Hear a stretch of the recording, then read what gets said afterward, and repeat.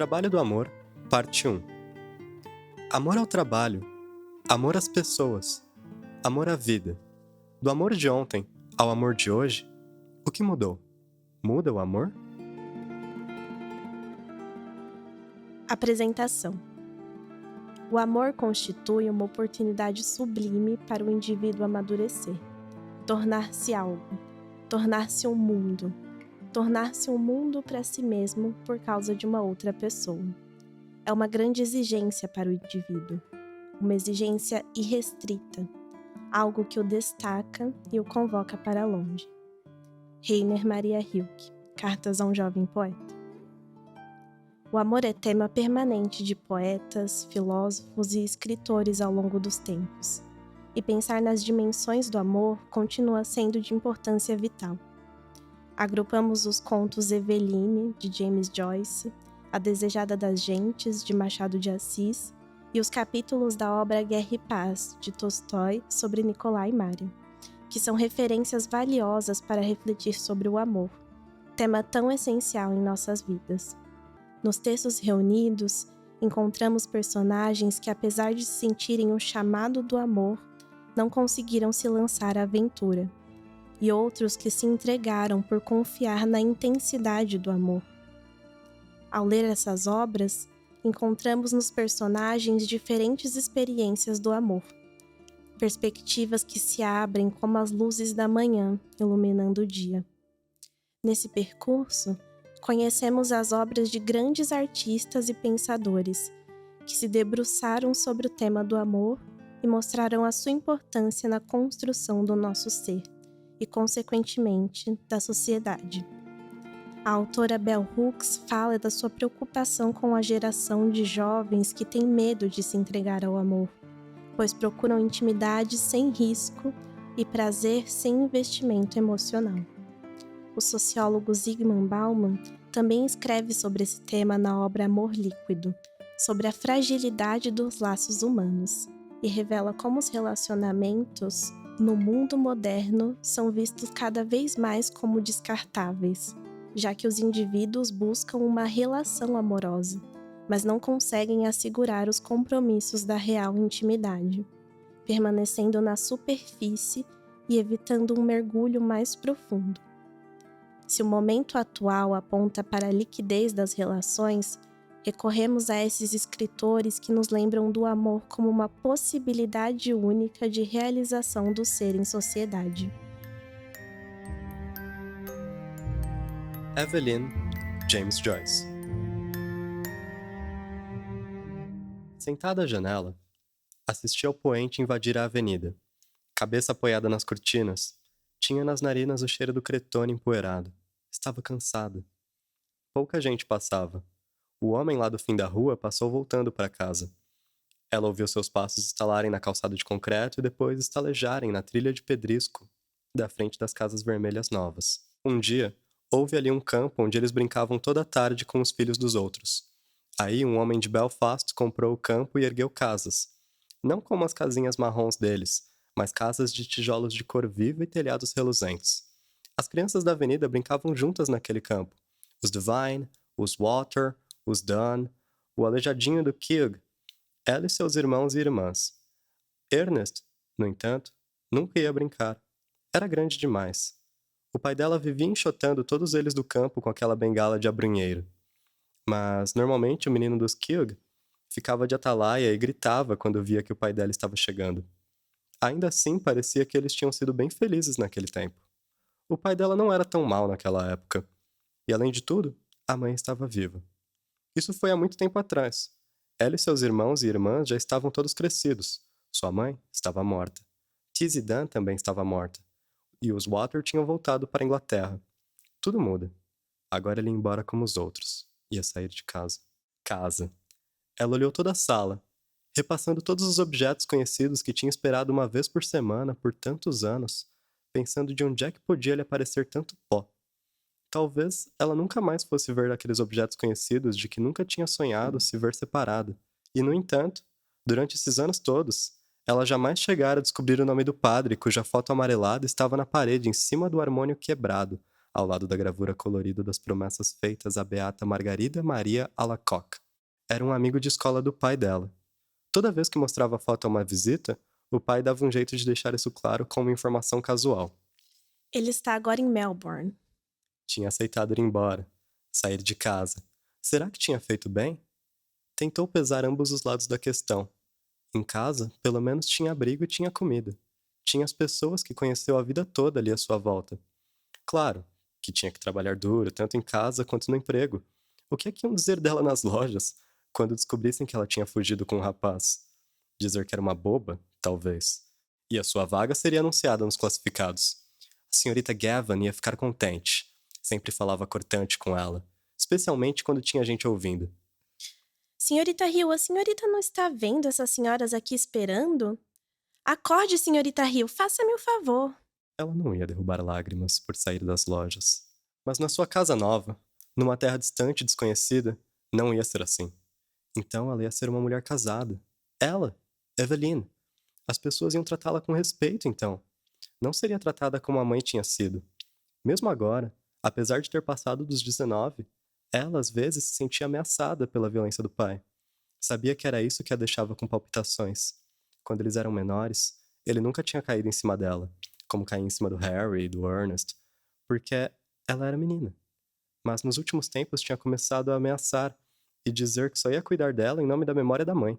E agora ela não tinha mais quem a protegesse. Ernest estava morto, e Harry, que trabalhava no ramo de decoração de igrejas, estava quase sempre em algum lugar no interior. Além de tudo, aquela briga toda por causa de dinheiro nos sábados à noite tinha começado a lhe dar nos nervos de um jeito. Ela sempre dava tudo o que ganhava, 7 shillings, e o Harry sempre mandava tudo o que podia, mas o problema era conseguir algum dinheiro com o pai. Ele dizia que ela gastava sem pensar, que não tinha cabeça, que ele não ia lhe dar seu dinheirinho suado para ela torrar na rua. E muito mais, pois ele normalmente estava bem torto no sábado à noite. No fim, ele lhe dava o dinheiro e perguntava se por acaso ela tinha alguma intenção de comprar o almoço de domingo. Aí ela precisava sair o mais rápido que podia para fazer as compras, segurando bem apertada a bolsinha de couro enquanto abria caminho entre a multidão e voltando tarde para casa com um pesado fardo de mantimentos. Era duro manter aquela casa e cuidar para que as 2 crianças novinhas que estavam agora sob sua responsabilidade fossem regularmente à escola e comessem regularmente. Era duro. Uma vida dura. Mas agora que estava prestes a abandonar tudo aquilo, ela não achava que fosse uma vida totalmente indesejável. Estava prestes a explorar uma outra vida com Frank. Frank era muito afável, másculo, de coração aberto. Ela ia embora com ele no barco noturno para ser sua esposa e morar com ele em Buenos Aires, onde ele tinha uma casa pronta para ela. Como ela lembrava bem a primeira vez que o viu. Ele estava hospedado numa casa na rua principal, onde ela às vezes passava. Parecia que foi há poucas semanas. Ele estava parado no portão, boné pontudo empurrado bem para trás e cabelo caído sobre um rosto de bronze. Aí eles foram se conhecendo. Ele a encontrava na frente das lojas toda tarde para acompanhá-la até em casa. Ele a levou para ouvir a Boêmia, e ela se sentiu exultante ali sentada numa parte estranha do teatro com ele. Ele gostava demais de música e cantava um pouco. As pessoas sabiam que eles estavam flertando, e quando ele cantava aquela da moça que ama um marujo, ela sempre se sentia confusa de um jeito gostoso. Ele a chamava de Nanica, só de brincadeira. Para começar, foi uma coisa empolgante para ela, ter um namorado, e aí começou a gostar dele. Ele tinha história de terras distantes, tinha começado de grumete, ganhando 1 libra por mês num navio da linha Allan, que ia para o Canadá. Ele lhe contou os nomes dos navios em que esteve embarcado e os nomes dos vários serviços. Tinha passado pelo Estreito de Magalhães e lhe contou a história dos terríveis Patagões. Tinha conseguido se estabelecer em Buenos Aires, ele disse, e estava aqui na terrinha só de passagem. É claro que o pai dela tinha descoberto tudo e proibido que ela tivesse qualquer coisa com ele, Eu conheço esses marinheiros. ele disse. Um dia, ele brigou com Frank, e depois disso ela teve que encontrar o amado em segredo. O poente aprofundava na avenida. O branco de 2 cartas no colo dela foi ficando indistinto. Uma era para Harry, a outra para o pai.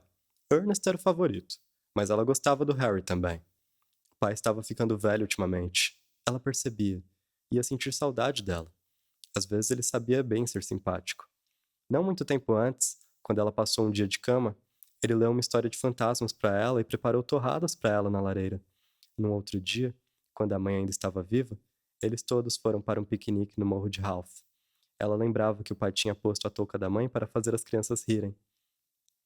A hora estava se aproximando, mas ela continuava ali sentada à janela, com a cabeça apoiada na cortina, sentindo o cheiro do cretone empoeirado. Longe, lá na avenida, podia ouvir um realejo tocando. Ela conhecia a música. Estranho ela vir bem naquela noite para fazê-la lembrar da promessa feita à mãe, a promessa de manter a casa de pé enquanto pudesse. Ela lembrou a última noite da doença da mãe. Estava de novo no quarto escuro e abafado do outro lado do corredor, e lá ouviu uma melancólica música italiana. Tinham mandado o tocador de realejo ir embora e dado para ele 6 pence. Ela lembrou do pai ter entrado firme no quarto da doente, dizendo, Esses desgraçados desses italianos, até aqui. enquanto divagava, a triste visão da vida da mãe tomou posse da própria essência do que ela era. Aquela vida de sacrifícios ordinários que se encerrava com a loucura dos últimos dias. Ela tremeu ao ouvir de novo a voz da mãe dizendo com uma insolência tola, Derevan serão, Derevan serão. Nota 9. Quase certamente gaélico engrolado. Já se defendeu que essas palavras significam o fim do prazer é a dor, ou ainda, o fim da canção é a loucura total. Levantou num súbito impulso de pânico. Fugir? Tinha que fugir? Frank seria o salvador. Ele lhe daria uma vida. Quem sabe amor? Também. Mas ela queria viver. Por que teria que ser infeliz? Tinha direito de ser feliz. Frank a recebera num abraço. Ele a envolveria num abraço. Ele seria a salvação. Lá estava, no meio do povo irrequieto, na estação de Northwall. Ele lhe segurava a mão e ela sabia que ele estava falando com ela, dizendo alguma coisa sobre a passagem, repetidamente. A estação estava cheia de soldados com bagagens marrons. Pelas largas portas dos galpões, ela pôde entrever o volume negro do barco, aportado junto ao muro do cais, com vigias iluminadas. Ela não respondeu. Sentiu o rosto pálido e frio e, do meio de um labirinto de aflição, pedia a Deus que a conduzisse, que lhe mostrasse qual era o seu dever. O barco soltou longo assovio pesaroso na neblina. Se ela fosse amanhã, estaria em alto mar com Frank, indo a vapor para Buenos Aires. A passagem dos dois estava comprada. Será que ela ainda podia desistir depois de tudo que ele tinha feito por ela? A aflição despertou em seu corpo uma náusea, e ela ficava mexendo a boca numa silente oração fervorosa. Um sino dobrou-lhe o peito. Ela sentiu que ele pegava sua mão. Vem! Todos os mares do mundo se reviraram em seu peito. Ele a estava arrastando para eles. Ele iria afogá-la. Ela agarrou com as 2 mãos o corrimão de metal. Vem! Não, não, não! Era impossível. As mãos dela se agarravam alucinadas ao ferro. Do meio dos mares, ela soltou um grito de angústia. Eveline! Eve! Ele correu para passar pela barreira e chamou para ela vir com ele. Gritaram para ele ir de uma vez, mas ele ainda chamava. Ela fixou nele seu rosto alvo, passiva, como um animal desamparado. Os olhos dela não lhe davam nenhum sinal de amor, adeus ou reconhecimento. Cartas. A história continua. A história de Eveline toca profundamente os jovens, porque se identificam com ela, dramatizam sua história.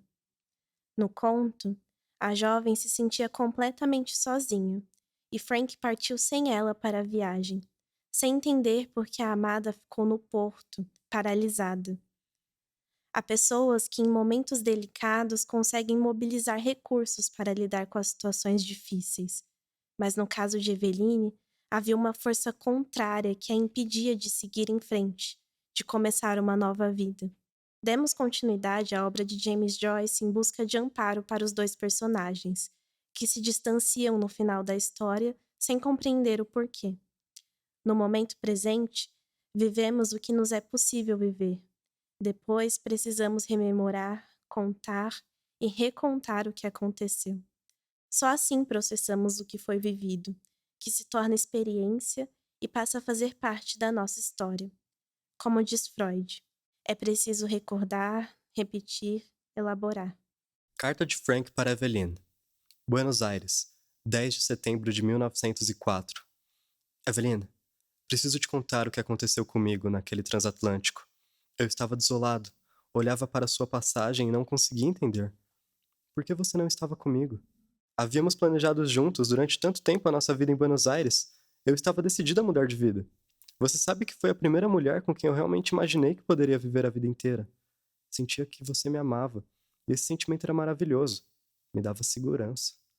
De repente me encontrava só, naquele imponente transatlântico. Com o passar dos dias, as pessoas foram se agrupando. Parecia que se conheciam de toda a vida. Para mim, era desolador. Eu não conseguia falar com ninguém. Estava completamente paralisado. Até que algo muito estranho aconteceu. Uma senhora se aproximou. Não sei exatamente como foi, mas, de repente, comecei a contar tudo para ela. Da minha infância, do nosso amor, de nossos planos para o futuro, e mostrei para ela sua passagem. Sim, sim, sim. Eu precisava mostrar para ela a passagem. Uma prova de que você existia realmente. Tinha medo de que tudo pudesse ter sido um delírio, de que ela não acreditasse em mim. Em alguns momentos, eu mesmo pensava que tudo podia ter sido uma criação da minha cabeça, um delírio da minha necessidade, da minha vontade de ser amado. Sim, Evelina, antes de ter o seu amor, eu nunca tinha sido amado. Eu não conhecia aquela entrega. Quando estávamos juntos, esquecíamos do tempo. Não era preciso dizer ou fazer nada. Só de olhar para você eu me sentia feliz. Aquela senhora deixou que eu falasse.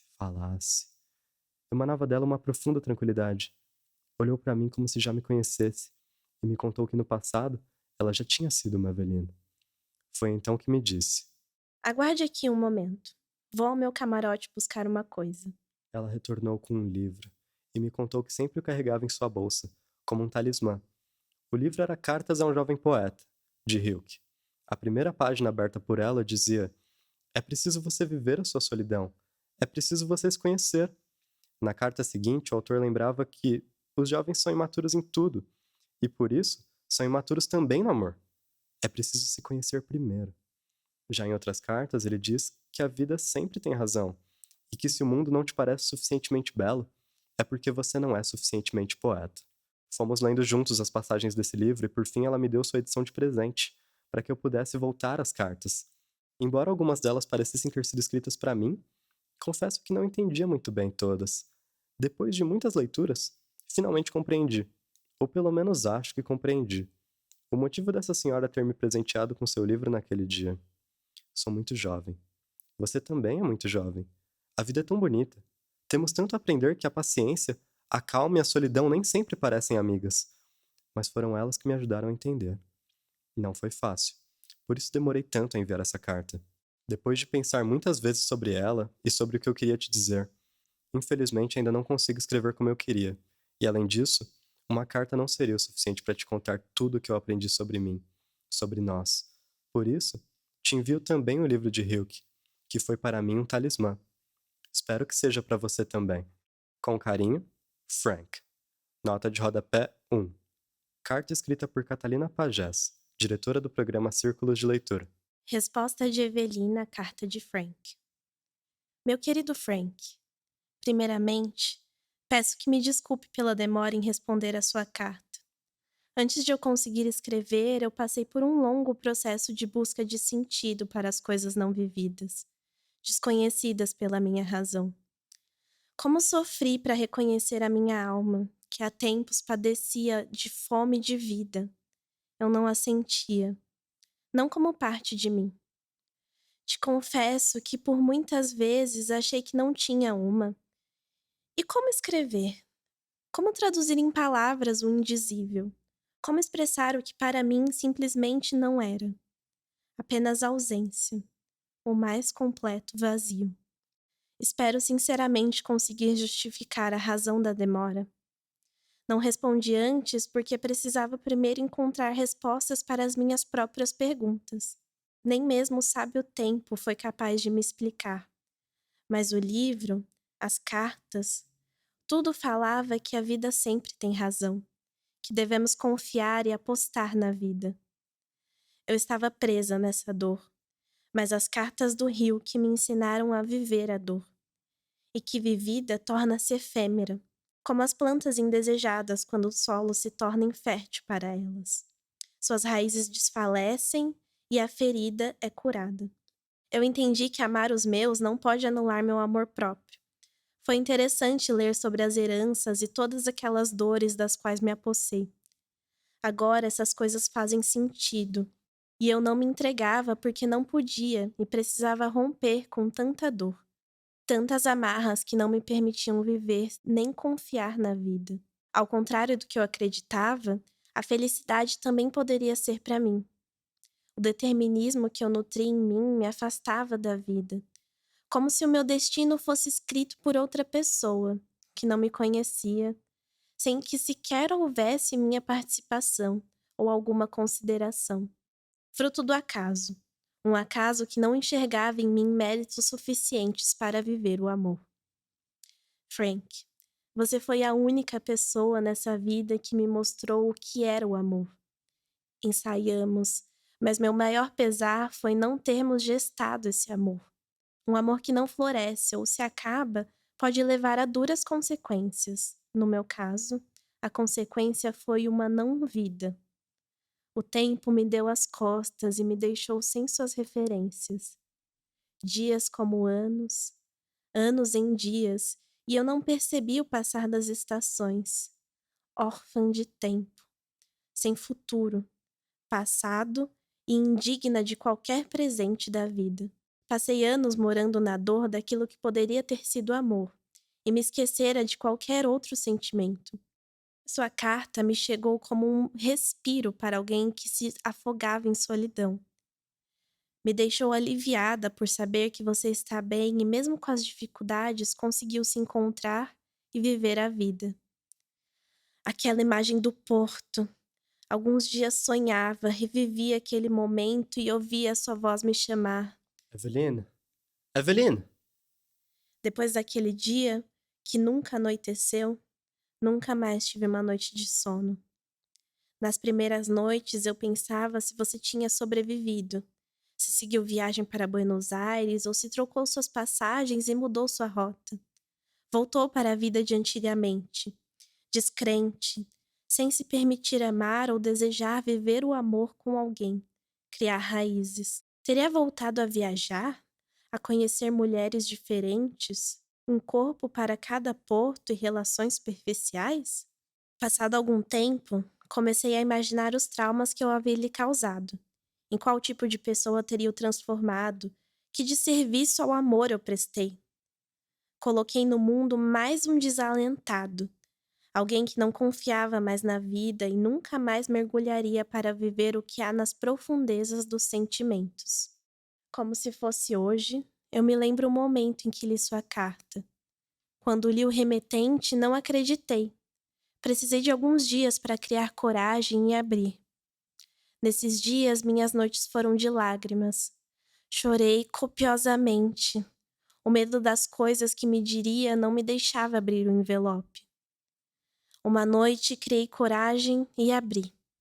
Li todas as páginas rapidamente. Minha alma parecia o estômago de alguém que perece de fome. Eu lia e relia cada parágrafo. O peso do remorso foi se afastando de mim. Minha principal dor era de pensar o que fora feito da sua vida. Pois para mim, já sabia.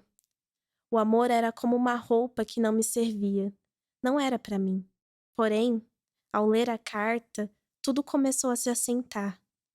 O mar tempestuoso de sentimentos se abrandou. Se fez uma calmaria em mim. Foi o momento em que comecei a ler o livro que me enviou. E assim o fiz. Todas as noites, durante muito tempo. Corria com meus afazeres de casa e do trabalho. Não via a hora de voltar para casa e poder ler. A leitura era agora o único momento em que eu me sentia em paz. De certa forma, havia algo de você. Mas depois, não eram mais as possibilidades e sonhos. Eu comecei a me sentir mais próxima de mim. Depois de muitas vezes ler esse livro, eu senti que não estávamos prontos. À época, não me sentia. E de fato, não estava pronta. Meus medos, traumas, tudo que fora mais forte que eu me impediam de enxergar tudo isso. Te escrevo também para agradecer o talismã, te pedir perdão, se puder, e contar que mais uma vez me ajudou. Através da leitura da sua carta e do livro, eu pude me perdoar. A noite em que essas coisas fizeram sentido para mim foi mágica. Novamente li o livro e perdi a noção da hora. Algo de divino acontecia. O tempo deixou de existir, mas não era ausência. Depois de longos invernos, agora o tempo me dava o meu tempo. Peguei no sono, um sono leve, mas profundo, como nunca havia dormido. Nessa noite, eu sonhei com você, mas era diferente, tão real. No sonho, eu embarcava e vivíamos a nossa viagem. Nos jantares, você me sorria, dançávamos, tínhamos nossa música, que você sempre pedia para a orquestra. As pessoas eram agradáveis, casais comemorando bodas e nós nos imaginávamos velhinhos e fazíamos planos. Quando queríamos ficar a sós, saíamos para ver as estrelas e quando chovia, nos abrigávamos no seu casaco. O sonho era tão mágico que tive a impressão de que passaram dias. Quando menos percebi, se fez manhã e despertei. Sentia-me bem, como alguém que recebe seu próprio perdão, e fiz as pazes com o tempo. Do fundo do coração, te desejo a felicidade de uma vida inteira. Com amor, Eveline. Nota de rodapé 2. Carta escrita por Moisés Caetano, alumni voluntário do programa Círculos de Leitura. Reflexões. No conto Eveline, de James Joyce, a jovem protagonista precisa tomar uma decisão que pode alterar o rumo de sua vida. Eveline vive um momento de profunda hesitação e se encontra dividida entre o desejo de se libertar da opressão que vivia e o medo de se lançar ao amor. Frank, como o próprio nome revela, é um homem franco, sincero, e deseja levar Eveline para Buenos Aires, um ambiente oposto ao que ela vivia. Ele se apaixonou por ela e ofereceu à jovem uma nova possibilidade de vida, longe das obrigações impostas pela família. Ao mesmo tempo que está maravilhada com as histórias do marinheiro Frank e o futuro que ele promete, Eveline vive assombrada pelas lembranças da mãe, já falecida. A jovem sente uma obrigação em manter o lar e cuidar do pai e dos irmãos. Acompanhamos na história o conflito interno de Eveline. Devo ir ou devo ficar? A família e a casa representavam a manutenção da vida opressiva. Porém, Eveline não se sentia feliz vivendo naquelas condições, e o seu namorado representava um novo sentido para a vida. Na análise das pesquisadoras Daniela Coelho e Vera Lúcia Viana, a estrutura social impede Eveline de tomar suas próprias decisões.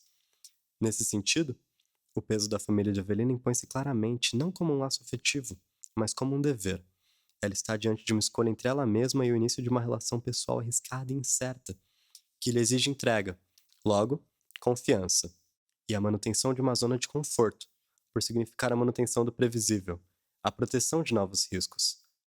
No final do conto, Eveline decide ir ao encontro de Frank no porto, mas não consegue entrar no navio e realizar seu sonho de uma nova vida. Ela fica aprisionada, agarrou-se com as duas mãos às grades de ferro e não pode tomar uma atitude. Ela não consegue partir, porque partir é como morrer. Se lançar ao amor era como se lançar ao mar, algo impossível para ela. Apesar de ter preparado sua partida escrevendo uma carta para o pai e outra para o irmão, no momento decisivo não foi possível concretizar o seu desejo. Conscientemente, ela desejava partir, mas emocionalmente não estava preparada. O ambiente em que Eveline viveu não a preparou para a vida, para que ela pudesse viver suas próprias escolhas. O Bruxo do Cosme Velho, nosso Machado de Assis, no conto A Desejada das Gentes, nos apresenta uma outra personagem. Quintilha revela seu drama em seu próprio nome. De acordo com o dicionário Aurélio, quintilha significa estrofe de 5 versos e tem origem na combinação etimológica quinto e ilha, indicando algo cercado e simultaneamente isolado. Ao mesmo tempo que vivia seduzindo pretendentes com seu riso que era como o clarim que chamavam os cavaleiros, permanecia isolada, sem se envolver emocionalmente com nenhum deles. Quintilha e Eveline tinham em comum o medo de se lançar ao amor, mas, diferente de Eveline, Quintilha não tinha consciência desse medo. Ela representa o amor superficial, ou líquido, como diz Bauman. Essa aparente superficialidade esconde um medo profundo de viver a intensidade do amor, conselheiro ao pretendente que narra a história e que permaneceu com ela aceitando a amizade que lhe oferecia, mas esperando sempre que um dia ela se entregasse ao amor. Ele nos conta a história reelaborando em busca de compreensão. Apenas quando Quintilha estava doente, O conselheiro compreendeu o que a impedia de se entregar e viver o casamento. Assim como Aveline, ela estava aprisionada nas histórias trágicas de amores não realizados. Ao se aproximar de Quintilha, ele descobriu que quando lia histórias de amor, ela não as entendia. Foi então que a estudei muito. Escutando as suas leituras, vi que os livros puramente amorosos achava-os incompreensíveis. E, se as paixões aí eram violentas, largava-os com tédio. Não falava assim por ignorante. Tinha notícia vaga das paixões. E assistira a algumas alheias. A vida não vivida, a energia aprisionada no corpo, se transformou em doença e a levou para a morte. Nas palavras de Rainer Maria Rilke, essas tristezas se acumulam no íntimo e constituem a vida. Constituem uma vida não vivida, desdenhada, perdida, de que se pode morrer. Se nos fosse possível ver além do alcance do nosso saber, e ainda um pouco além da obra preparatória do nosso pressentimento, talvez suportássemos as nossas tristezas com mais confiança do que nossas alegrias. A Desejada das Gentes, Machado de Assis. Ah, conselheiro, aí começa a falar em verso. Todos os homens devem ter uma lira no coração, ou não sejam homens. Que a lira ressoe a toda hora. Nem por qualquer motivo, não digo eu. Mas de longe em longe e por algumas reminiscências particulares. Sabe por que é que ele parece o poeta, apesar das ordenações do reino e dos cabelos grisalhos? É porque, bom, vamos por esta glória adiante. Costeando aqui a Secretaria de Estrangeiros. Lá está o outeiro célebre. Adiante há uma casa. Vamos andando. Vamos. Divina Quintilha. Todas essas caras que aí passam são outras, mas falam-me daquele tempo, como se fossem as mesmas de outrora. É a lira que ressoa, e a imaginação faz o resto. Divina Quintilha. Chamava-se Quintilha. Conheci de vista quando andava na escola de medicina. Uma linda moça com esse nome. Diziam que era a mais bela da cidade. Há de ser a mesma. Porque tinha essa fama. Magra e alta, E isso? Que fim levou? morreu em 1859, 20 de abril. Nunca me há de esquecer esse dia. Vou lhe contar um caso interessante para mim, e creio que também para o senhor. Olhe, a casa era aquela. Morava com um tio, chefe de esquadra reformado. Tinha outra casa no Cosme Velho. Quando conheci Quintilha, que idade pensa que teria quando a conheci? Se foi em 1855, 1855. devia ter 20 anos. Tinha 30. 30? 30 anos. Não os parecia. Nem era nenhuma inimiga que lhe dava essa idade. Ela própria confessava e até com afetação. Ao contrário, uma de suas amigas afirmava que Quintilha não passava dos 27, mas como ambas tinham nascido no mesmo dia, dizia isso para diminuir-se a si própria. Mal, nada de ironias. Olhe que a ironia não faz boa cama com a saudade. Que é a saudade, se não uma ironia do tempo e da fortuna? Veja lá. Começa a ficar sentencioso. 30 anos. Mas em verdade, não os parecia. Lembra-se bem que era magra e alta. Tinha os olhos, como eu então dizia, que pareciam cortados da capa da última noite. Mas, apesar de noturnos, sem mistérios nem abismos. A voz era brandíssima, um tanto apaulistada, a boca larga e os dentes. Quando ela simplesmente falava, davam-lhe à boca um ar de riso. Ria também, e foram os risos dela, de parceria com os olhos, que me doeram muito durante certo tempo. Mas se os olhos não tinham mistérios. Tanto não os tinham que cheguei ao ponto de supor que eram as portas abertas do castelo, e o riso, o clarim que chamavam os cavaleiros. Já a conhecíamos, eu e meu companheiro de escritório, o João Nóbrega, ambos principiantes na advocacia, e íntimos como ninguém mais, mas nunca nos lembrou namorá-la. Ela andava então no galarim. Era bela, rica, elegante e da primeira roda. Mas um dia, no antigo teatro provisório entre os dois atos dos puritanos, estando eu num corredor, ouvi um grupo de moços que falavam dela, como de uma fortaleza inexpugnável. Dois confessaram haver tentado alguma coisa, mas sem fruto. E todos pasmavam do celibato da moça que lhes parecia sem explicação. E chalaciavam. Um dizia que era promessa até ver se engordava primeiro. Outro que estava esperando a segunda mocidade do tio para casar com ele. Outro que provavelmente encomendava algum anjo ao porteiro do céu. Trivialidades que me aborreceram muito. E da parte dos que confessavam tê-la cortejado ou amado, achei que era uma grosseria sem nome. no que eles estavam todos de acordo é que ela era extraordinariamente bela. Aí foram entusiastas e sinceros. Ah, ainda me lembro. Era muito bonita. No dia seguinte, ao chegar ao escritório, entre duas calças que não vinham, contei ao Nóbrega a conversação da véspera. Nóbrega riu-se do caso, refletiu, e depois de dar alguns passos, parou diante de mim, olhando, calado. "Aposto que a namoras?" Perguntei-lhe. "Não", disse ele. "Nem tu?" Pois lembrou-me uma coisa. "Vamos tentar o assalto à fortaleza? Que perdemos com isso?" "Nada. Ou ela nos põe pra rua, e já podemos esperá-lo, ou aceita um de nós. E tanto melhor para o outro que verá o seu amigo feliz." Estás falando sério? Muito sério.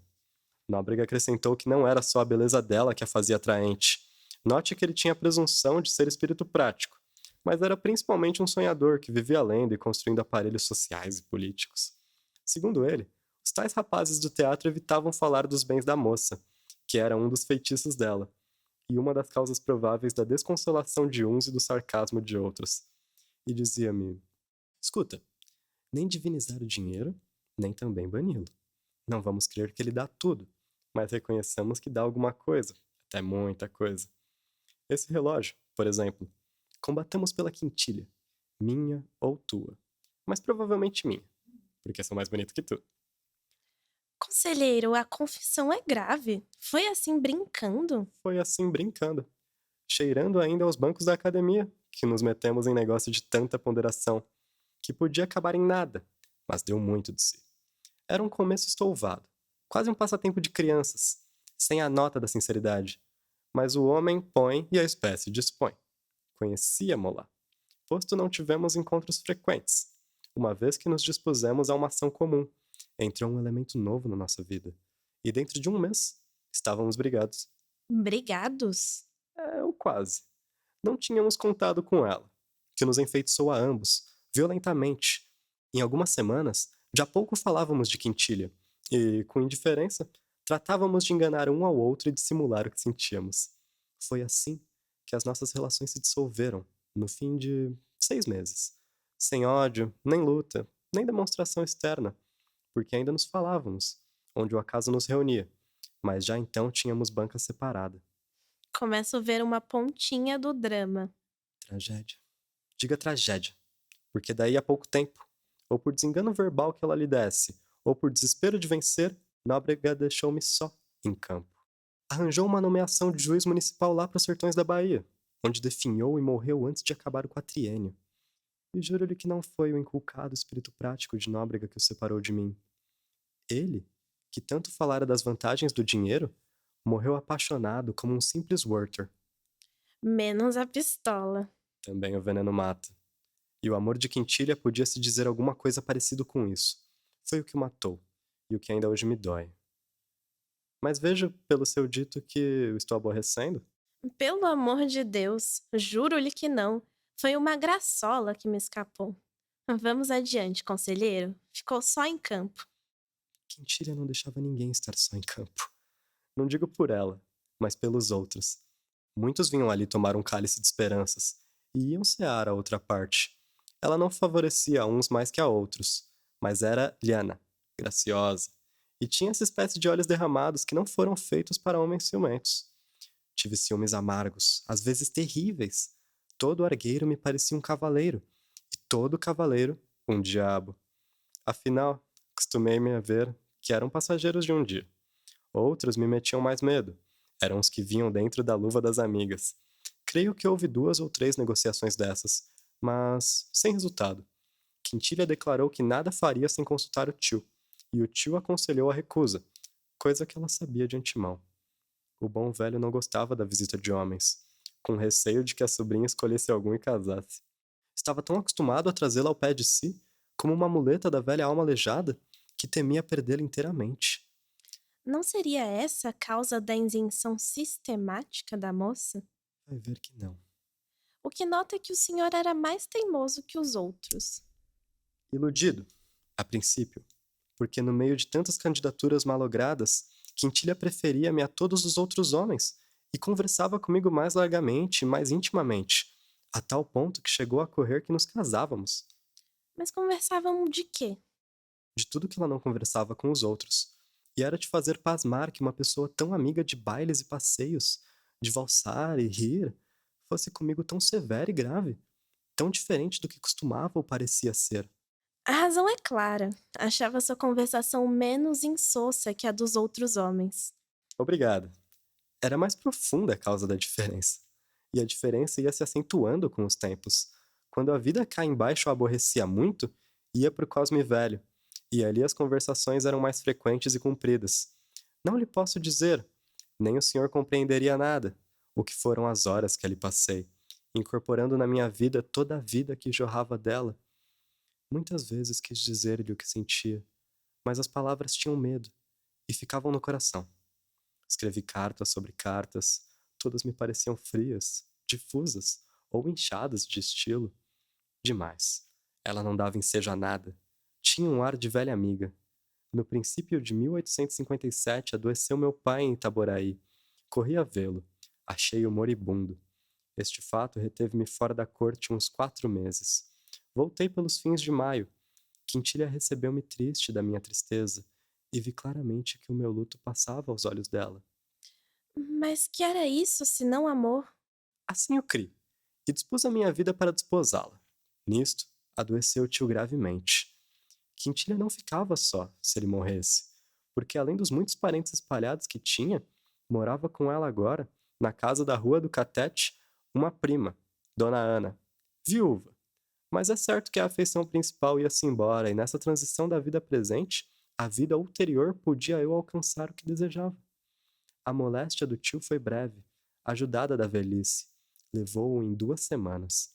Digo-lhe aqui que a morte dele lembrou-me a de meu pai, e a dor que então senti foi quase a mesma. Quintilha viu-me padecer, compreendeu o duplo motivo, e, segundo me disse depois, estimou a coincidência do golpe. Uma vez que tínhamos de o receber sem falta e tão breve, a palavra pareceu-me um convite matrimonial. 2 meses depois, cuidei de pedi-la em casamento. Dona Ana ficara morando com ela e estavam no Cosme Velho. Fui ali. Achei-as juntas no terraço que ficava perto da montanha. Eram 4 horas da tarde de um domingo. Dona Ana, que nos presumia namorados, deixou-nos o campo livre. Enfim. No terraço, lugar solitário, e posso dizer agreste, proferi a primeira palavra. O meu plano era justamente precipitar tudo, com medo de que 5 minutos de conversa me tirassem as forças. Ainda assim, não sabe o que me custou. Custaria menos uma batalha, e juro-lhe que não nasci para guerras, mas aquela mulher magrinha e delicada impunha-se-me como nenhuma outra, antes e depois. Então, Quintilha adivinhara, pelo transtorno do meu rosto, o que lhe ia pedir, e deixou-me falar para preparar a resposta. A resposta foi interrogativa e negativa. Casar para quê? Era melhor que ficássemos amigos, como dantes. Respondi-lhe que a amizade era, em mim, desde muito, a simples sentinela do amor. Não podendo mais contê-lo, deixou que ele saísse. Quintilha sorriu da metáfora, o que me doeu. E, sem razão, ela, vendo o efeito, fez-se outra vez séria e tratou de persuadir-me de que era melhor não casar. Estou velha, disse ela. Vou em 33 anos. Mas se eu a amo assim mesmo? Repliquei, e disse-lhe uma porção de coisas, que não poderia repetir agora. Quintilha refletiu um instante. Depois insistiu nas relações de amizade. Disse que, posto que mais moço que ela, tinha a gravidade de um homem mais velho e inspirava-lhe confiança como nenhum outro. Desesperançado, dei algumas passadas. Depois sentei-me outra vez e narrei-lhe tudo.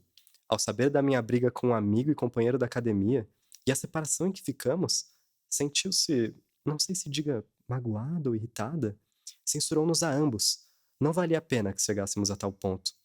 A senhora diz isso porque não sente a mesma coisa. Mas então é um delírio?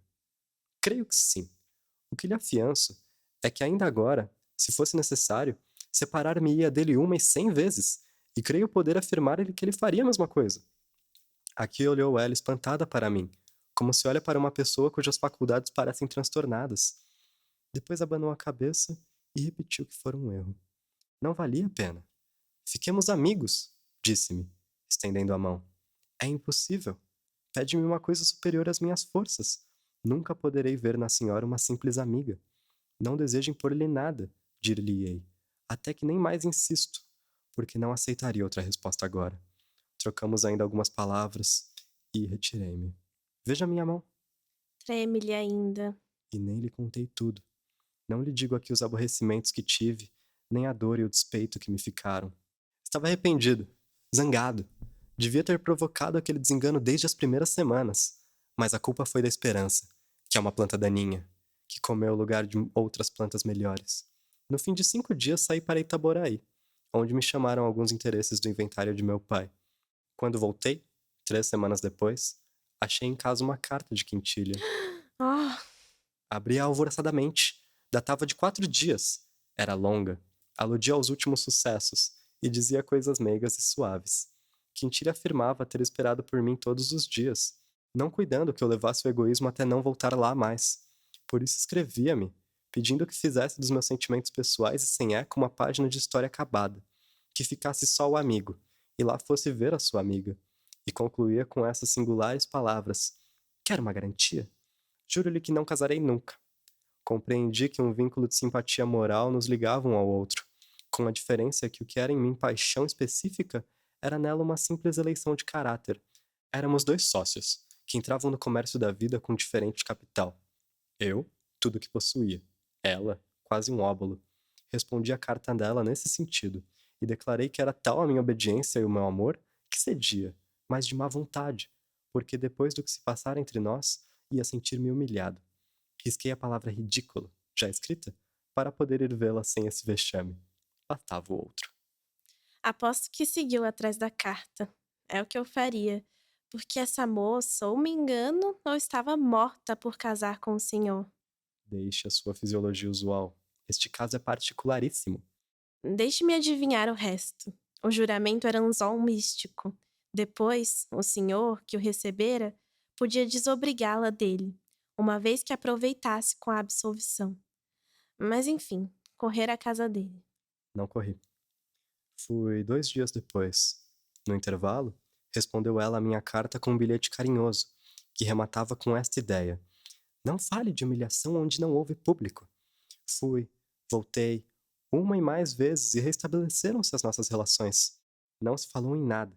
Ao princípio, custou-me muito parecer o que eram dantes.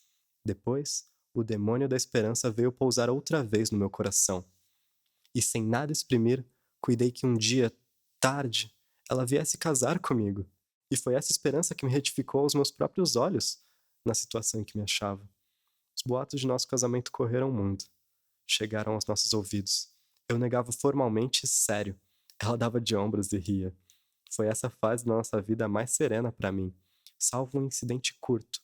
Um diplomata austríaco ou não sei quê, rapagão, elegante, ruivo, olhos grandes e atrativos, e fidalgo ainda por cima. Quintilha mostrou-se-lhe tão graciosa que ele cuidou estar aceito e tratou de ir adiante. Creio que algum gesto meu, inconsciente ou então o pouco de percepção fina que o céu lhe dera, levou depressa o desengano à alegação austríaca. Pouco depois ela adoeceu, e foi então que a nossa intimidade cresceu de vulto.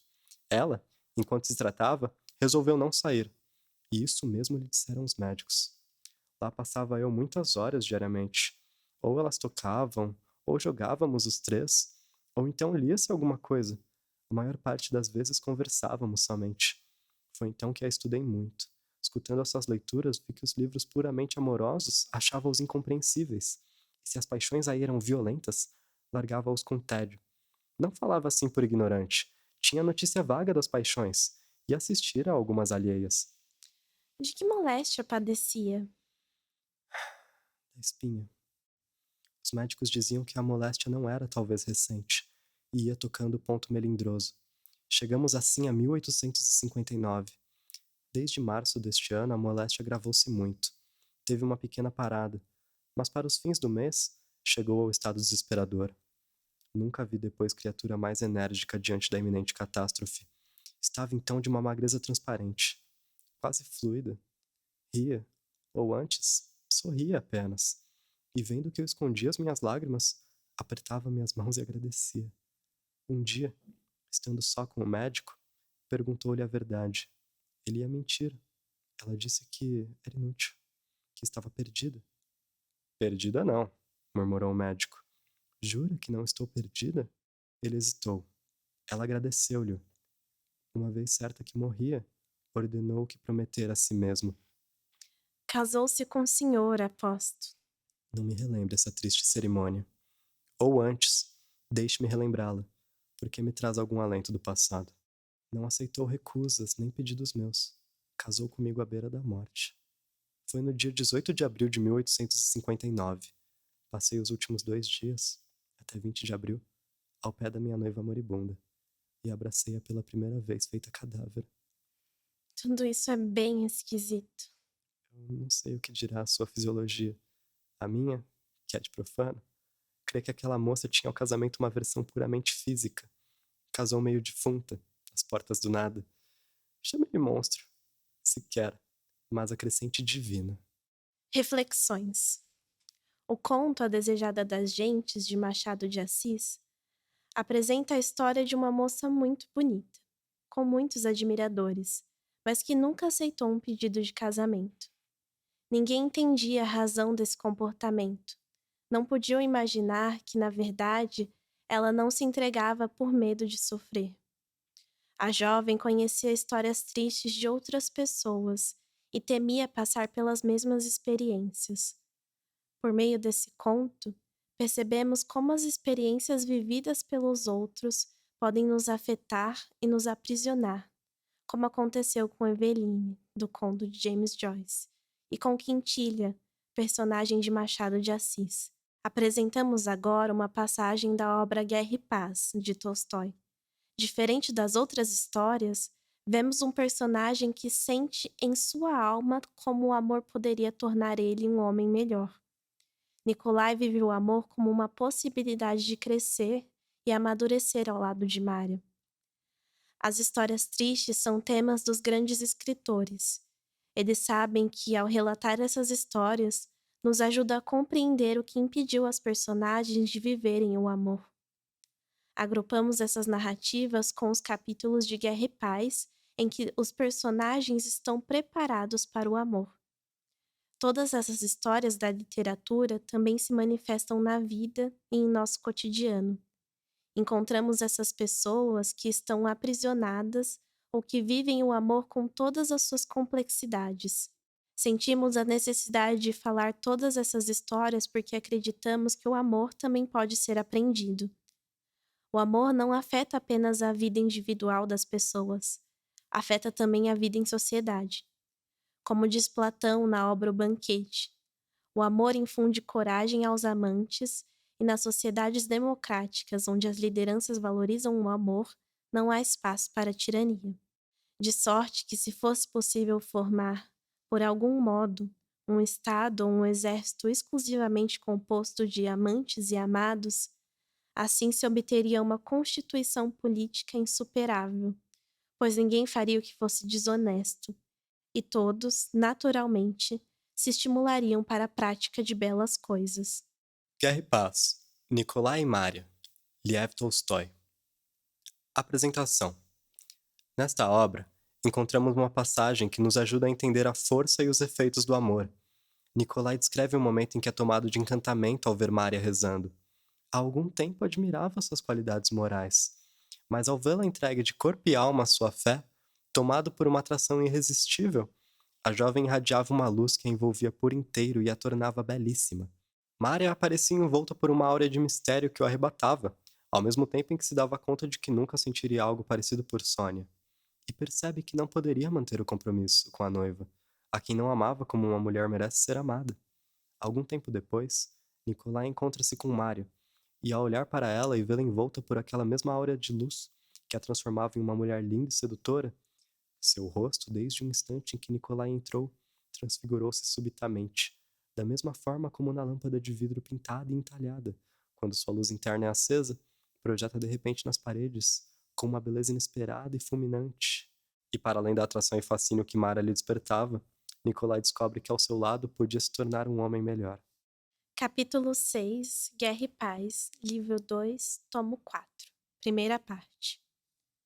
Ao chegar a Moscou, depois de seu encontro com Rostov, a princesa Mara encontrou lá seu sobrinho com o preceptor e uma carta do príncipe Andrei, indicando o caminho que ela devia seguir para chegar a Voronied e encontrar a tia Malvíntseva.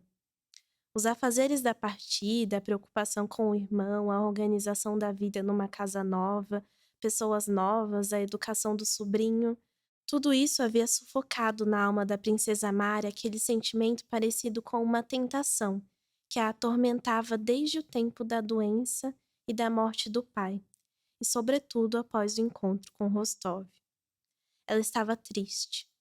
Agora, depois de passar um mês em condições tranquilas de vida, a tristeza pela perda do pai, que em sua alma se associava à ruína da Rússia, se tornava cada vez mais forte.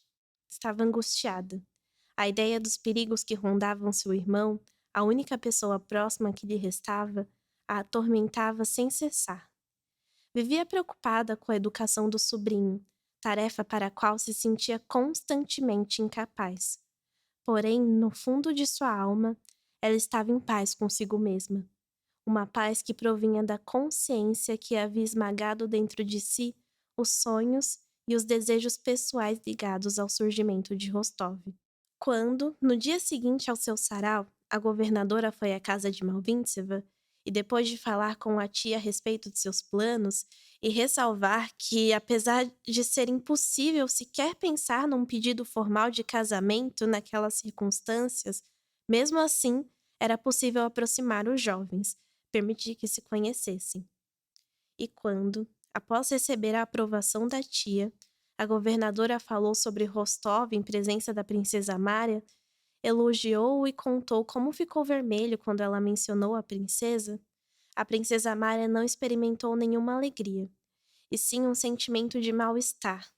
Sua paz interior não existia mais, e de novo se erguiam os desejos, as dúvidas, as acusações e as esperanças.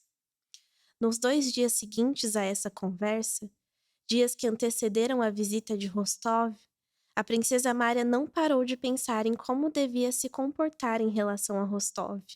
Ora, decidia que não sairia para a sala quando ele estivesse na casa da tia, que em seu luto fechado seria indecente receber visitas. Ora, achava que era uma grosseria em face do que Rostov havia feito para ela. Ora, lhe vinha à cabeça a ideia de que a tia e a governadora tinham feito planos a respeito dela e de Rostov.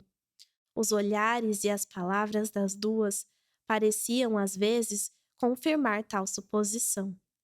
Ora, a princesa dizia para si que só ela, com sua depravação, poderia pensar tal coisa sobre as duas.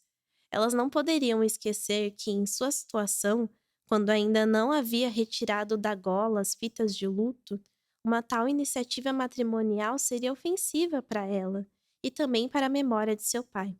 Na hipótese de ela vir para a sala ao encontro dele, a princesa Mara imaginava as palavras que ele lhe diria e as que ela lhe diria, e tais palavras lhe pareciam ora injustamente frias, ora dotadas de uma importância excessiva.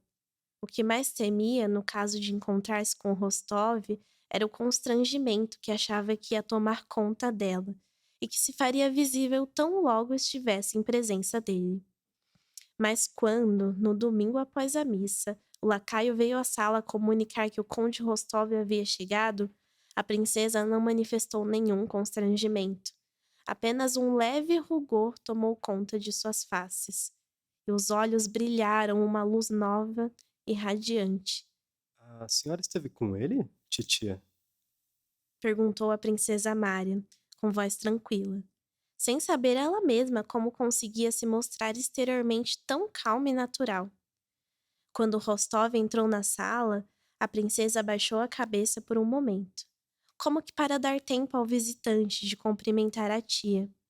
E depois, na hora em que Nikolai se dirigiu a ela, ergueu a cabeça e com os olhos brilhantes encontrou seu olhar. Com um movimento gracioso, cheio de dignidade, ela se ergueu e ligeiramente, com um sorriso alegre, estendeu-lhe a mão fina, delicada, e começou a falar com uma voz que vibravam pela primeira vez sons femininos e novos, que vinham do peito. Mademoiselle Bourrienne, que estava na sala, olhou para a princesa Mária com admiração e espanto. Nem a mais hábil sedutora poderia fazer uma manobra melhor, num encontro com um homem a quem era preciso agradar. Ou o preto lhe cai muito bem, ou de fato ficou mais bonita, e eu não percebi. E acima de tudo, que trato e que graça! Pensou Mademoiselle Bourienne. Se a princesa Amara estivesse em condições de refletir naquele momento, ficaria ainda mais admirada do que a Mademoiselle Bourienne com a transformação que nela ocorria. Desde o minuto em que viu o rosto atraente e querido, uma nova força de vida tomou conta dela e obrigou-a, para além de sua vontade, a falar e agir. Seu rosto, desde o instante em que Rostov entrou, transfigurou-se subitamente, da mesma forma como na lâmpada de vidro pintado e entalhado quando a sua luz interna é acesa. Projeta de repente nas paredes, com uma beleza inesperada e fulminante, seu complexo trabalho artístico que antes parecia tosco, escuro e sem sentido. Assim também se transfigurou de repente o rosto da princesa Mária. Pela primeira vez, todo o puro trabalho espiritual interior que ela vivenciara até então se manifestou exteriormente. Todo o seu trabalho interior, sua insatisfação consigo, seu sofrimento e a aspiração ao bem, a docilidade, o amor, o autossacrifício, tudo brilhava agora naqueles olhos radiantes, no sorriso sutil, em todos os traços de seu rosto meigo. Rostov percebia isso tudo de modo tão claro, como se já conhecesse a vida dela inteira. Sentia que a criatura à sua frente era totalmente distinta e melhor que todas as que havia conhecido até então, e, sobretudo, melhor do que ele mesmo. A conversa foi a mais simples e real possível. Falaram sobre a guerra e, como todos, não puderam deixar de enxergar sua tristeza com aquele fato. Falaram sobre o último encontro e, nesse ponto, Nikolai tentou mudar de assunto. Falaram da simpatia da governadora, sobre os familiares de Nikolai e da princesa Mária. A princesa Mária não falou do irmão. Desviou a conversa para outro tema assim que a tia começou a falar sobre Andrei. Era visível que ela podia falar fingidamente sobre os infortúnios da Rússia, mas seu irmão era um assunto demasiado próximo a seu coração, e ela não podia falar dele de modo leviano. Nikolai percebeu isso, assim como uma perspicácia de observação estranha a ele. Percebia em geral todas as nuances da personalidade da princesa Mária, as quais só vinham confirmar sua convicção de que ela era uma criatura completamente única e extraordinária. Nikolai, exatamente da mesma forma que a princesa Mária, ficava vermelho e embaraçado quando alguém lhe falava sobre a princesa, e até quando pensava nela, mas em sua presença sentia-se perfeitamente livre e falava não o que havia preparado de antemão, mas aquilo que lhe vinha à cabeça no momento, e sempre era algo pertinente. Durante uma breve visita de Nikolai, num momento de silêncio como sempre acontece onde há crianças, Nikolai voltou-se para o pequeno filho do príncipe Andrei, o acariciou e perguntou se queria ser um hussardo. Segurou o menino nos braços, pôs-se a sacudi-lo sobre os joelhos e virou para a princesa Mária.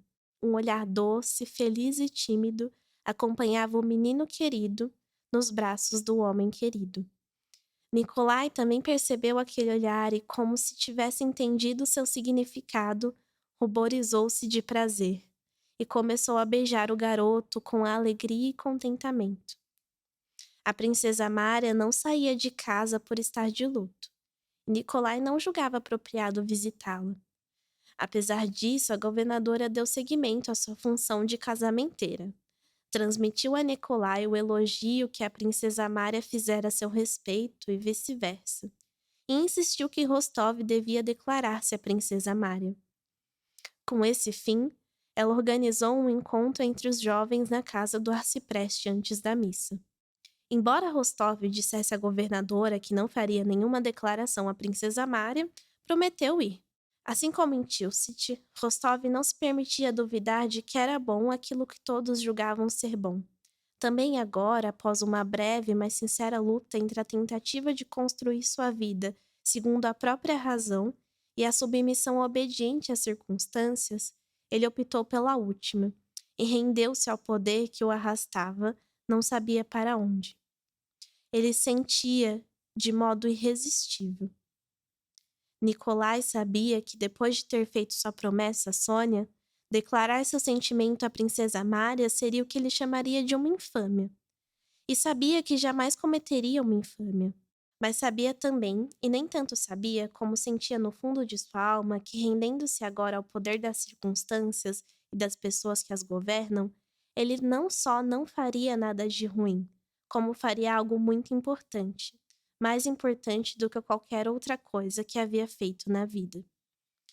Depois do encontro com a princesa Mária, embora seu modo de vida permanecesse exteriormente o mesmo, todos os prazeres de antes perderam seu encanto, e ele pensava muitas vezes na princesa Mária, mas nunca pensava nela como pensava em todas as jovens, sem exceção, que encontrava na sociedade, nem com o entusiasmo com que ele, tempos antes e por muito tempo, havia pensado em Sônia.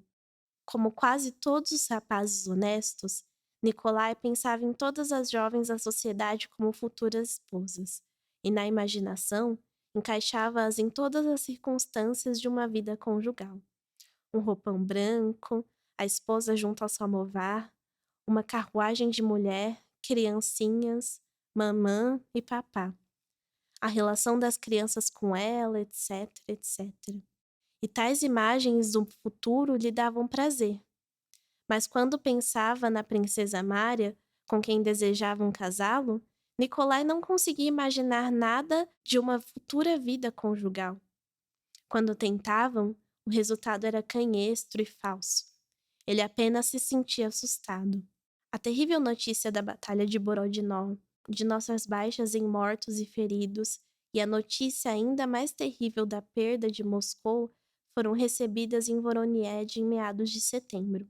A princesa Mária, que só soube do ferimento do irmão pelos jornais e não tinha nenhuma notícia precisa sobre ele, estava se preparando para partir em busca do príncipe Andrei, pelo que Nikolai tinha ouvido dizer. Ele mesmo não se encontrara mais com ela. Ao receber a notícia da batalha de Borodinó e do abandono de Moscou, Rostov não experimentou desespero, raiva ou desejo de vingança e sentimentos semelhantes. Mas, em compensação, tudo em Voronied se tornou maçante, penoso. Tudo parecia vergonhoso e opressivo. Todas as conversas que escutava lhe pareciam falsas. Não sabia o que pensar de tudo aquilo e sentia que só quando voltasse ao rendimento tudo ficaria claro de novo para ele. Apressou-se em concluir as aquisições dos cavalos e muitas vezes se irritava sem razão com seu criado e com seu sargento. Alguns dias antes da partida de Rostov, celebrou-se na catedral uma missa de ação de graças pela vitória alcançada pelas tropas russas. E Nikolai foi à cerimônia. Ficou um pouco atrás do governador e se manteve até o fim com um ar de austeridade militar, enquanto refletia sobre os assuntos mais diversos. Quando a cerimônia terminou, a governadora o chamou. Você viu a princesa? Perguntou ela, apontando com a cabeça uma dama de preto que estava atrás do coro. Nikolai reconheceu na mesma hora a princesa Mária.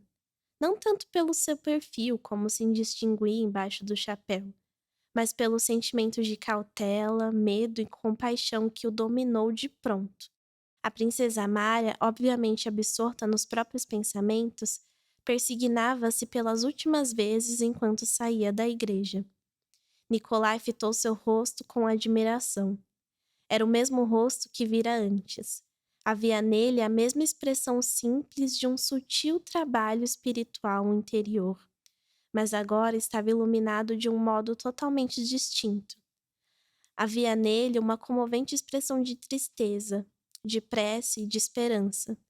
Como acontecera antes com Nikolai em presença da princesa, ele, sem esperar a recomendação da governadora para ir ao encontro dela, sem perguntar a si mesmo se seria bom, apropriado, dirigir-se a ela ali, na igreja, aproximou-se da princesa e lhe disse que tinha ouvido falar de seu desgosto e que lhe compartilhava sua dor com toda a alma. Assim que ouviu a voz de Nikolai, uma luz radiosa acendeu no rosto da princesa, iluminando ao mesmo tempo sua tristeza e sua alegria. Eu só queria lhe dizer, princesa, Falou Rostov. que caso o príncipe Andrei Nikolaevich não estivesse vivo, como ele é comandante de um regimento, o jornal teria notificado imediatamente. A princesa olhou para ele sem compreender suas palavras, mas alegrou-se com a expressão de compaixão que havia em seu rosto. E também que, pelos muitos casos de que tenho conhecimento, sei que um ferimento com estilhaços, nos jornais se falava em granada, quando não é mortal de imediato, se revela uma coisa muito ligeira. Disse Nikolai. É preciso esperar pelo melhor. Estou convencido de que... A princesa Mari interrompeu. Ah, seria uma coisa Começou terrível. ela, sem concluir por causa da emoção, com um gesto gracioso, como tudo o que fazia diante dele, inclinou a cabeça, lançou um olhar de gratidão para Nikolai e seguiu na direção da tia. Naquela noite, Nikolai não foi visitar ninguém e ficou em casa, a fim de acertar certas contas com os vendedores de cavalos. Quando terminou essa tarefa, já era tarde para ir a qualquer lugar. Mas ainda era cedo para dormir, e Nikolai ficou andando de um lado para o outro em seu quarto durante muito tempo, refletindo sobre sua vida, o que raramente acontecia com ele. A princesa Mária produzira nele uma impressão agradável, já em Smolensk. O fato de ter encontrado a princesa em tais circunstâncias e o fato de a mãe, certa vez, ter apontado justamente a princesa Mária como uma noiva rica, levaram Nikolai a prestar uma atenção especial nela. Em Voronied, por ocasião de sua visita, a impressão também foi não só agradável, como forte. Nikolai ficou impressionado com a beleza moral, diferente, que notou na princesa dessa vez. No entanto, ele se preparava para partir e não passava pela sua cabeça a ideia de que iria lamentar deixar Voronied e perder a chance de ver a princesa Mária. Mas o encontro com ela na igreja, naquele dia, Nikolai sentia isso.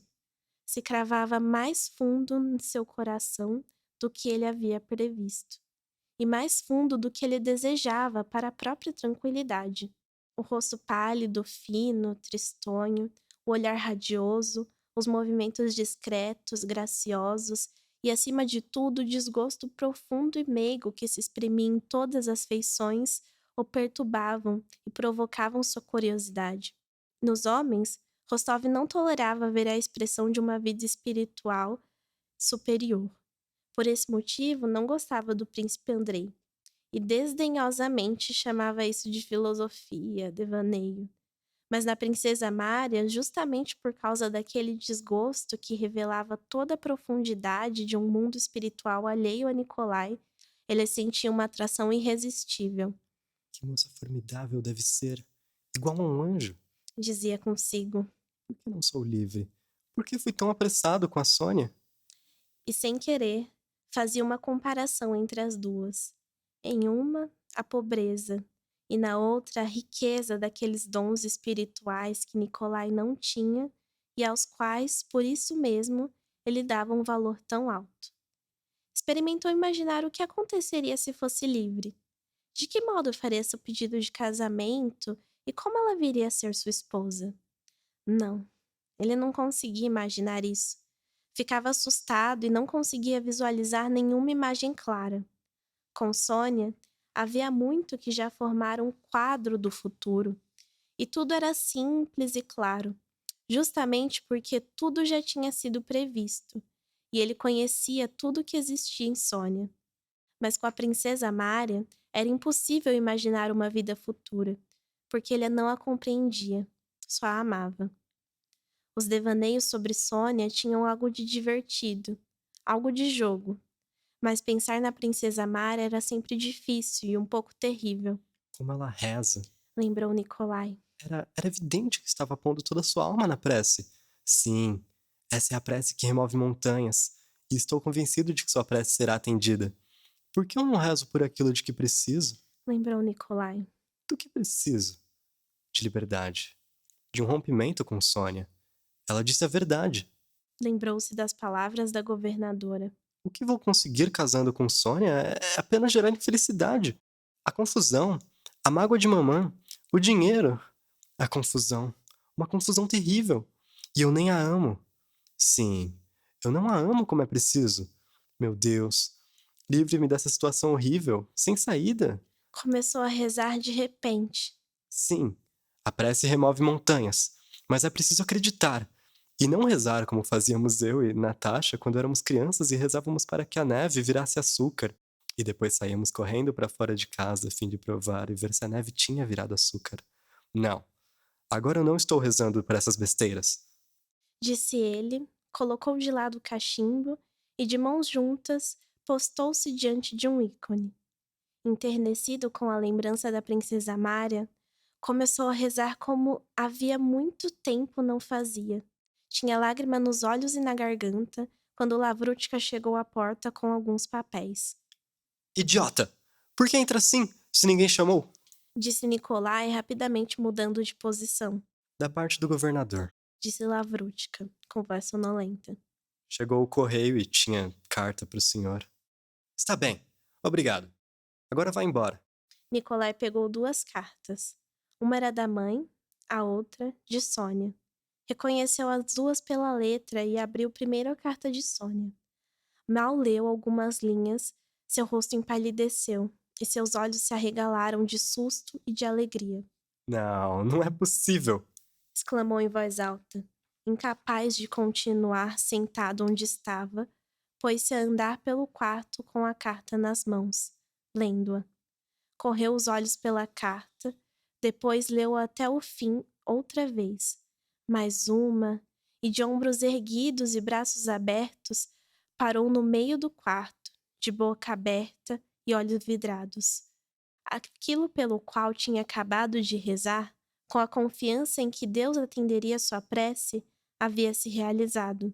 Mas Nicolai estava espantado, como se aquilo fosse algo extraordinário, como se jamais contasse com algo assim, e como se justamente o fato de aquilo se realizar tão rapidamente comprovasse que não vinha de Deus, a quem tinha pedido, mas de uma coincidência banal. O que parecia um nó impossível de desfazer e que amarrava a liberdade de Nicolai foi desfeito com aquela carta de Sônia. Inesperada, assim parecia a Nicolai, e que nada havia provocado. Ela escrevia que as últimas circunstâncias infelizes, a perda de quase todos os bens dos Rostov em Moscou, o desejo da condessa, manifestado muitas vezes, de que Nicolai casasse com a princesa Bolkonskaya, e o silêncio e a frieza de Nicolai nos últimos tempos. Tudo isso somado a obrigava a decidir pelo cancelamento da promessa dele e a lhe dar plena liberdade. Seria muito penoso para mim pensar que possa ser uma causa de desgosto e de discórdia na família que me fez tanto bem. Escreveu ela. E meu amor tem sido por único propósito a felicidade daqueles a quem amo. Por isso imploro ao senhor, Nicholas, que se considere livre. E saiba que, apesar de tudo, ninguém pode amá-lo com mais força do que sua Sônia. As 2 cartas vinham de Troitsa. A outra carta era da condessa. Na carta descrevia os últimos dias em Moscou, a partida, o incêndio e a destruição de todo o patrimônio. Na carta, entre outras coisas, a condessa contava que o príncipe Andrei estava entre os feridos, que viajavam junto com eles. Seu estado era muito grave, mas agora o médico dizia haver mais esperança. Sônia e Natasha, como enfermeiras, estavam cuidando dele. No dia seguinte, com aquela carta, Nicolai foi ao encontro da princesa Mária. Nem Nicolai nem a princesa disseram nenhuma palavra sobre o que poderiam significar as palavras Natasha está cuidando dele. Mas graças àquela carta, Nicolai de repente se aproximou da princesa numa relação quase familiar. No dia seguinte, Rostov acompanhou a princesa até Laroslav, e dias depois, ele mesmo partiu de volta para o seu regimento. Em Nicolai e Mária, apresentamos o tema do amor pelo desconhecido, pelo mistério que essa pessoa nos apresenta. Nicolai se apaixona por Mária ao vê-la rezando. Ele percebe que naquele momento ela se conectava com o divino, com algo desconhecido, que parecia estranho para ele. mas que fazia tudo nela se iluminar. A sensação de Nikolai era de que a conhecia desde sempre, e, na presença dela, sentia que poderia ser uma pessoa melhor. Em contato com Mária, as convenções desapareciam, porque ao pensar em sua vida com ela, o futuro lhe parecia misterioso, mas ainda assim algo íntimo os envolvia. Nikolai se sensibilizou com a entrega de Mária à reza e sentia um desejo profundo de se comunicar em oração com Sônia, sua noiva, até então. Nikolai sabia que juntos não seriam mais felizes, e ao rezar, se comunicou com ela espiritualmente. Sônia, uma alma sensível, compreendeu a mensagem de Nikolai e, percebendo que ele já não lhe escrevia há muito tempo, enviou uma carta devolvendo a ele a liberdade.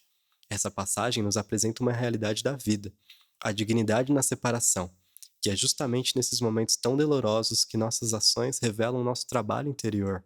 Os termos paz interior e trabalho espiritual interior aparecem com frequência neste trecho da obra Guerra e Paz. Mária cultivava essa paz interior.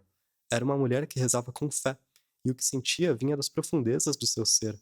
Logo no início do texto, a personagem Mária nos é apresentada como uma mulher que se preocupa com os outros. Ela pensa no irmão que está no campo de batalha, vivia o luto da morte do pai e se preocupava com a visita de Nikolai. Ela fica pensando no que poderia dizer e em como agir, mas no encontro com ele o que tinha planejado era esquecido. As palavras apareciam de forma espontânea, e dela emergiu o que havia de mais profundo. Na presença dele, pela primeira vez, todo o puro trabalho espiritual interior que ela vivenciara até então se manifestou exteriormente. Nikolai, quando vê a intensidade de Mária, percebe que a relação que tinha com Sônia era pautada nas convenções, e no encontro com Mária é impossível permanecer nessa superficialidade.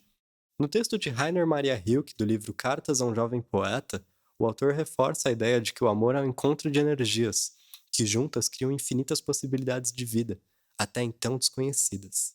Roma, 14 de maio de 1904. Meu caro Sr. Capus, as pessoas, com o auxílio de convenções, resolveram tudo e da maneira mais fácil e pelo lado mais fácil da facilidade. Contudo, é evidente que precisamos nos aferrar ao que é difícil. Tudo que vive se aferra ao difícil. Tudo na natureza cresce e se defende a seu modo, constituindo sua própria identidade, procurando existir a qualquer preço e contra toda resistência. Sabemos muito pouco, mas que temos de nos aferrar ao difícil é uma certeza que não nos abandonará. É bom ser solitário, pois a solidão é difícil. O fato de uma coisa ser difícil tem de ser mais um motivo para fazê-la. Amar também é bom, pois o amor é difícil. Ter amor, de uma pessoa por outra, talvez seja a coisa mais difícil que nos foi dada. A mais extrema, a derradeira prova e provação. O trabalho para o qual qualquer outro trabalho é apenas uma preparação. Por isso, as pessoas jovens, iniciantes em tudo, ainda não podem amar. Precisam aprender o amor, com todo o seu ser, com todas as forças reunidas em seu coração solitário, receoso e acelerado. Os jovens precisam aprender a amar, mas o tempo de aprendizado é sempre um longo período de exclusão, de modo que o amor é, por muito tempo, ao longo da vida, solidão. Isolamento intenso e profundo para quem ama. A princípio, o amor não é nada que se chama ser absorvido, entregar-se e unir com uma outra pessoa. Pois o que seria, então, uma união do que não é esclarecido, do inacabado, desordenado? O amor constitui uma oportunidade sublime para o indivíduo amadurecer, tornar-se algo, tornar-se um mundo para si mesmo por causa de uma outra pessoa.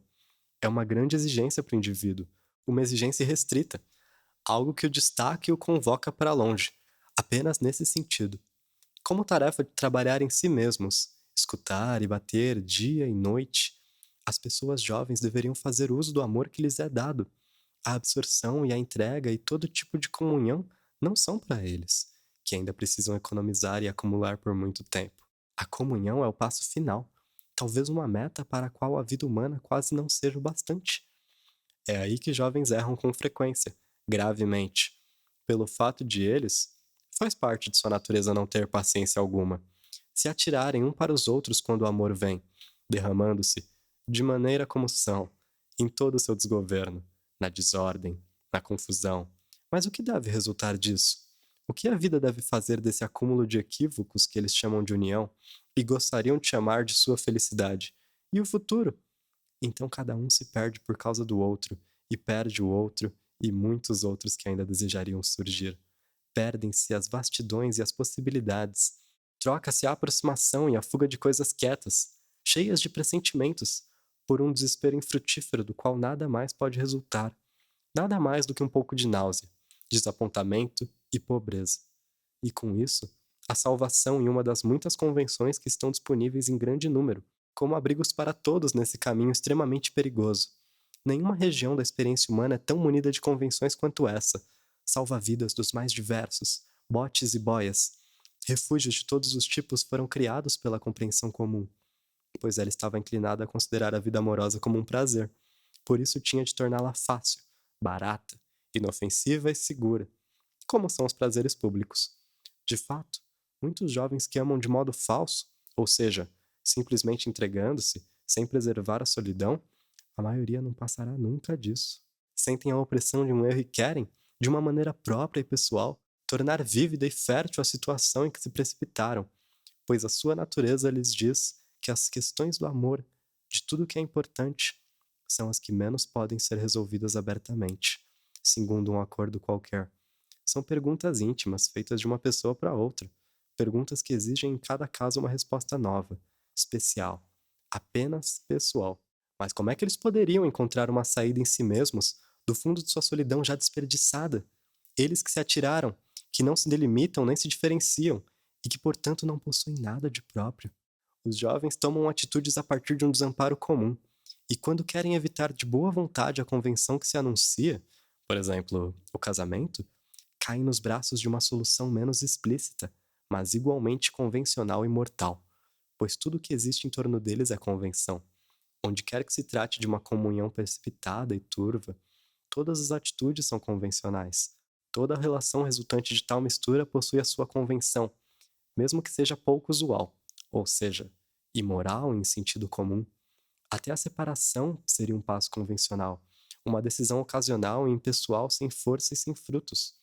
Quem observa com seriedade descobre que, assim como para a morte, que é difícil, também para o difícil amor não se reconheceu ainda nenhum esclarecimento, nenhuma solução, nem aceno, nem caminho.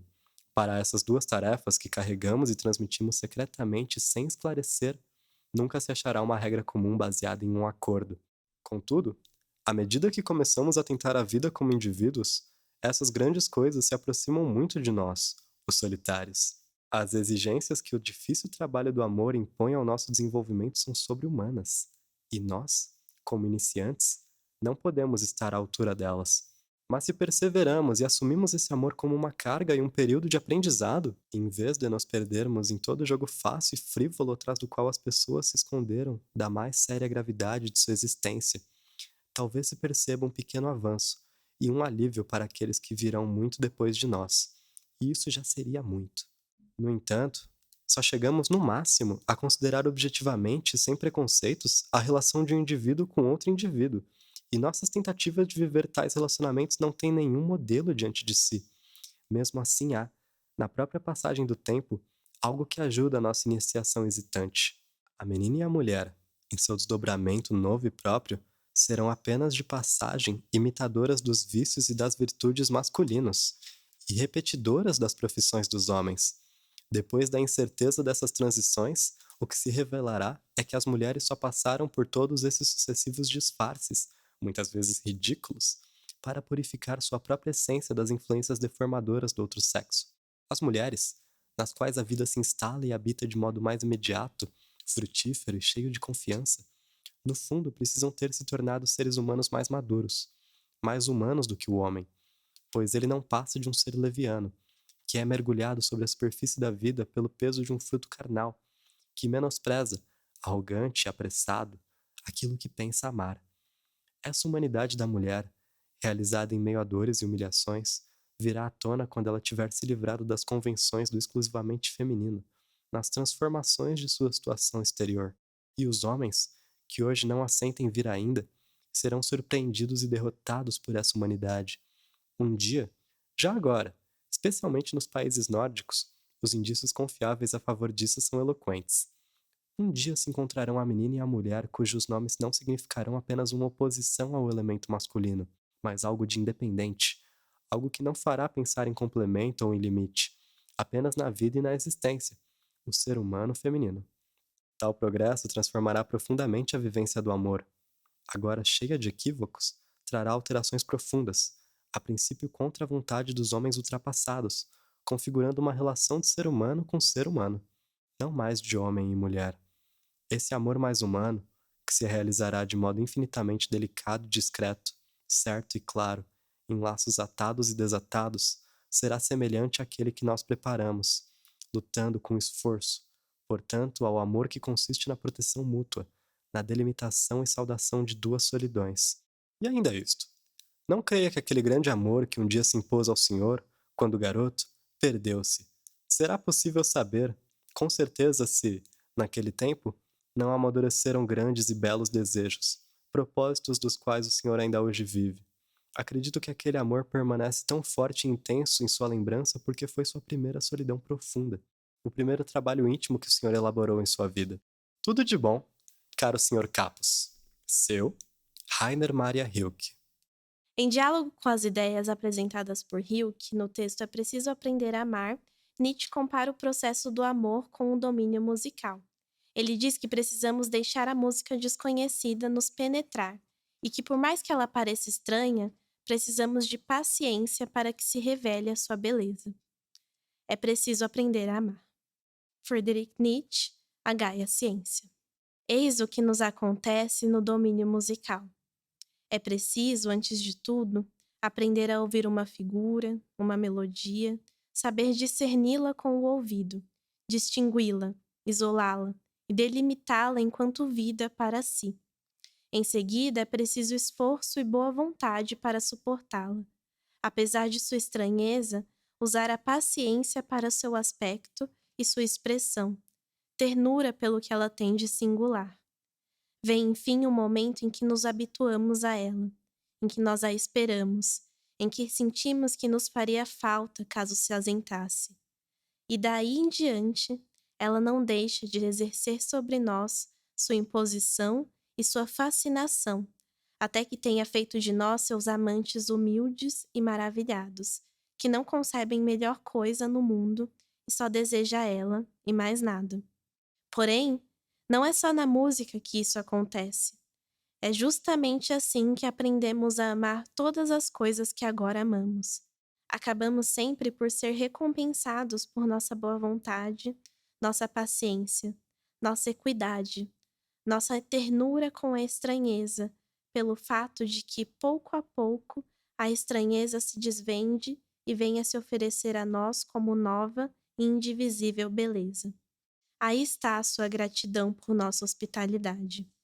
Quem ama a si mesmo só pode ter chegado a isso por esse caminho, não há outro. Também se deve aprender a amar. Através da música, aprendemos a amar e, por meio dela, também é possível se libertar da superficialidade das relações humanas. Nas palavras de Rudyger Safarinsky, é a loucura da superficialidade que causa as feridas que Nietzsche espera ver curadas pela música. Se então, escreve Nietzsche, numa humanidade ferida dessa maneira, a música dos nossos mestres ecoa, o que é que ecoa lá na verdade? E mesmo o sentimento certo, o inimigo de todas as convenções, de todo estranhamento artificial e de toda a incompreensão entre um homem e outro. Essa música é o regresso à natureza, ao mesmo tempo em que ela é a purificação e a transformação da natureza, pois na alma dos homens mais amáveis surgiu a urgência daquele regresso, e na arte soa a natureza transformada em amor.